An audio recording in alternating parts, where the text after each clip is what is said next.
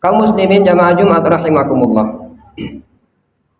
Saat ini kita berada di bulan Muharram, salah satu Ashhurul Hurum yang disebutkan di dalam Al-Qur'an, inna iddatasy syuhuri indallahi 12 syahran fi kitabillah.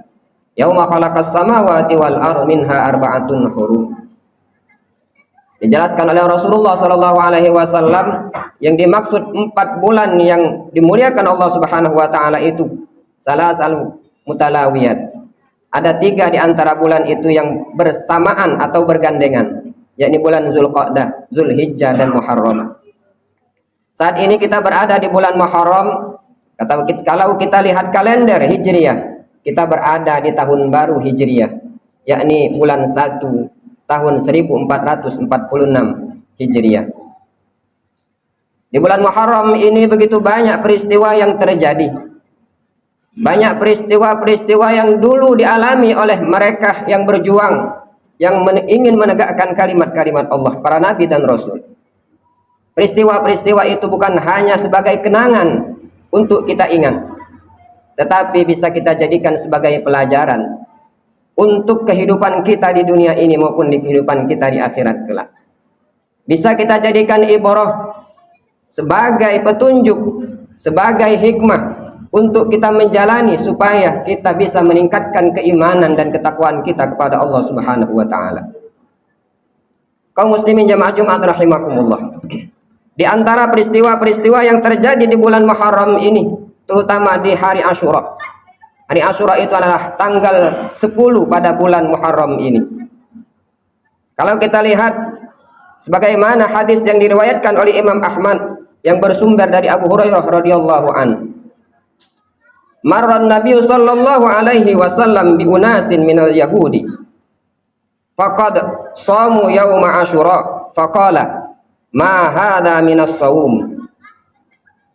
Jadi suatu ketika Rasulullah sallallahu alaihi wasallam berjumpa dengan kelompok orang Yahudi.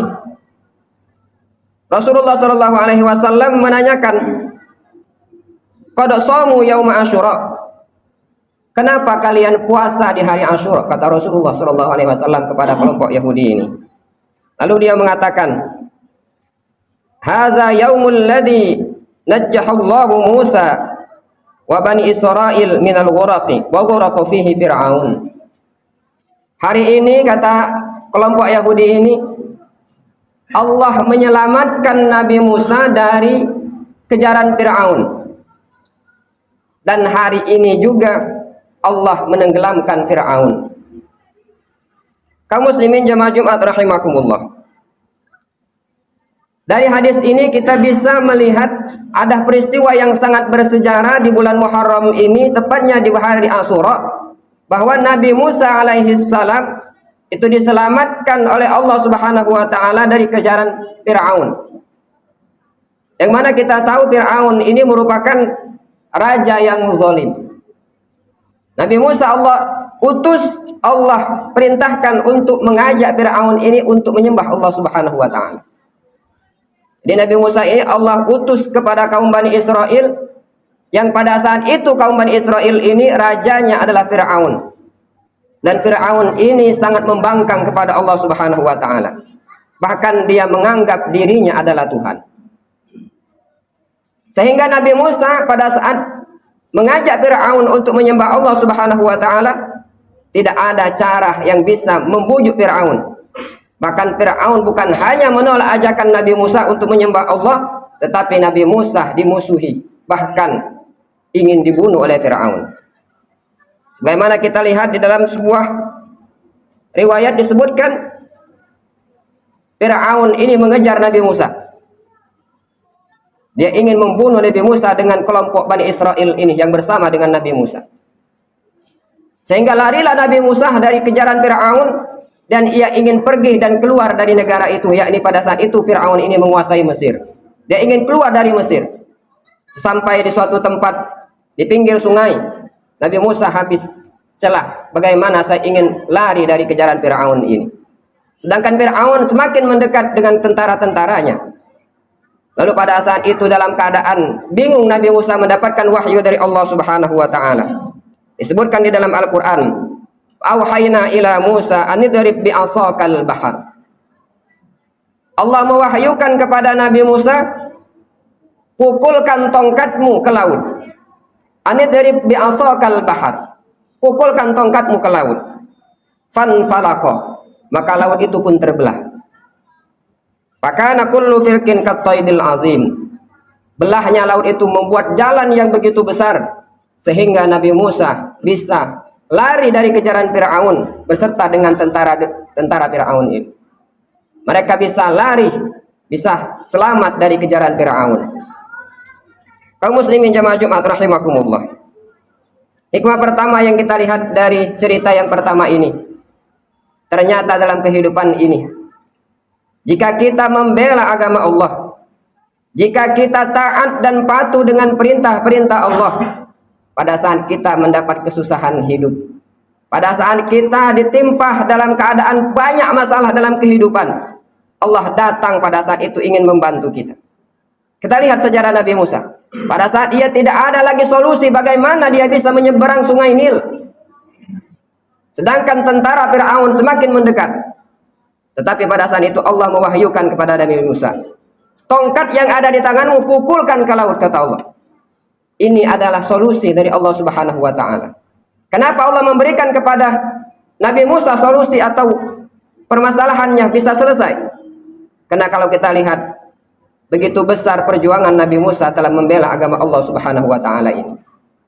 Dalam kehidupan ini, jika kita sudah taat kepada Allah, kita patuh dengan aturan-aturan yang Allah buat, kita taati segala perintah-perintah Allah, kita jauhi segala larangan-larangan Allah, niscaya pada saat ada masalah, hidup kita akan mendapatkan solusi, yang mana solusi itu merupakan jalan yang terbaik yang Allah berikan kepada kita.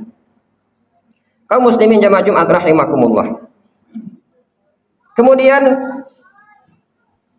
pada hari Asyura ini, selain Allah menyelamatkan Nabi Musa, Allah juga menenggelamkan Firaun dan tentara-tentaranya. Disebutkan di dalam Al-Quran, wajawazna bi bani Israil ilal bahra fa'atba'ahum Fir'aun wa junuduhu baghyan wa adwa. Wajawazna bi bani Israil, Allah menyelamatkan Bani Israel. Fa'atba'ahum Fir'aun, setelah Bani Israel dan Nabi Musa menyeberang lautan, Fir'aun mengikuti mereka dari belakang. Fa'atba'ahum Fir'aun wa junuduhu, dengan tentara-tentaranya, baghyan wa adwa, dengan penuh rasa kebencian, dengan penuh rasa kemarahan, dengan penuh rasa ancaman. Iza adrukahul gharaqu qala amantu annahu la ilaha illa. Pada saat Fir'aun sudah memasuki laut, sudah memasuki sungai Nil, iza adrakahul gharaqu, Allah kembalikan lagi belahan laut itu tadi. Pada saat itu Fir'aun mengatakan, qala amantu annahu la ilaha illa alladhi amanat bihi banu Israil wa ana minal muslimin, kata Fir'aun. Pada saat dia sudah dalam keadaan terjepit, dalam keadaan yang tidak ada lagi yang bisa menyelamatkannya, barulah Fir'aun mengatakan, qala amantu annahu la ilaha illa. Saya percaya kepada Allah wahai Musa. Saya beriman kepada Allah wahai Musa. Annahu la ilaha illa. Sesungguhnya tidak ada Tuhan kecuali Allah, kata Fir'aun. Tetapi apa kata Allah Subhanahu wa Ta'ala? Al-ana wa qad asaita qabla wa kunta minal mufsidin. Al-ana wa qad asaita. Wahai Fir'aun, kata Allah Subhanahu wa Ta'ala, baru sekarang engkau ingin menyebutkan bahwa tidak ada Tuhan selain Allah.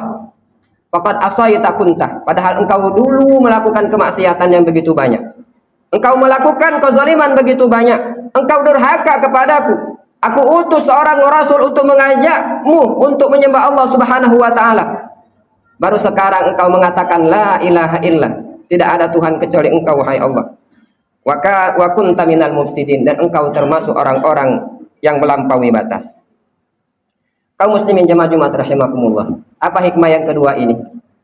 Allah Subhanahu wa Ta'ala ingin memberikan kabar, memberikan contoh kepada kita bahwa dalam kehidupan ini, jika pada saat kita sehat, pada saat kita gagah, pada saat kita berkuasa, pada saat kita punya power, kita mampu untuk melakukan segala-galanya, pada saat itu kita lupa kepada Allah Subhanahu wa taala. Ingat kata Allah, nanti engkau akan kembali kepadaku. Fir'aun dia berkuasa sehingga dia menganggap dirinya Tuhan. Tetapi pada saat akhir hayatnya dia barulah ingin ingat kepada Allah dan mengakui Allah Subhanahu wa taala sebagai Tuhan. Tetapi apa kata Allah? Walaisatit taubatu lil ladzina ya'malunas sayyi'at. Taubat pada saat itu tidaklah diterima lagi. Dulu pada saat engkau hidup, engkau berkuasa, pada saat engkau hidup, aku berikan kesehatan, aku berikan rezeki yang banyak, aku berikan harta yang banyak. Tetapi engkau bermaksiat kepadaku, engkau durhaka kepadaku. Tetapi pada saat ajalmu, pada saat sakaratul maut sudah ada di tenggorokan kita, barulah kita mengakui Allah adalah Tuhan.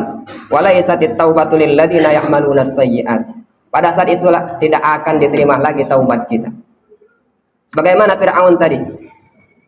Pada saat tidak ada lagi yang bisa menyelamatkannya, pada saat itu barulah dia mengakui bahwa tidak ada Tuhan kecuali Allah Subhanahu wa taala.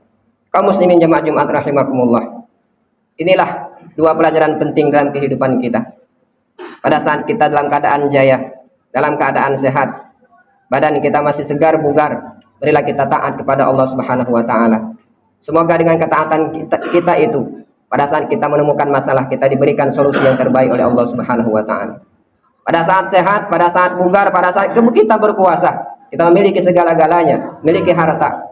Pada saat itu kita jauh dari Allah, kita murka kepada Allah, kita tidak mau mendekat kepada Allah. Tapi kita harus ingat bahwa hidup kita pasti berakhir. Pada saat itu tidak ada manusia yang tidak butuh kepada Allah Subhanahu wa taala. Cuma bedanya, kalau kita butuh pada Allah Subhanahu wa taala dalam keadaan kita lapang, Allah juga akan memberikan solusi apapun pada saat kita keadaan susah. Jangan sampai pada saat nyawa sudah berada di tenggorokan barulah kita mengakui bahwa Allah itu adalah Tuhan. Allah itu adalah tempat kita menyembah, dan pada saat itu kalau kita baru mengakui, niscaya tidaklah diterima taubat kita. Kaum muslimin jamaah Jumat rahimakumullah. Demikianlah khutbah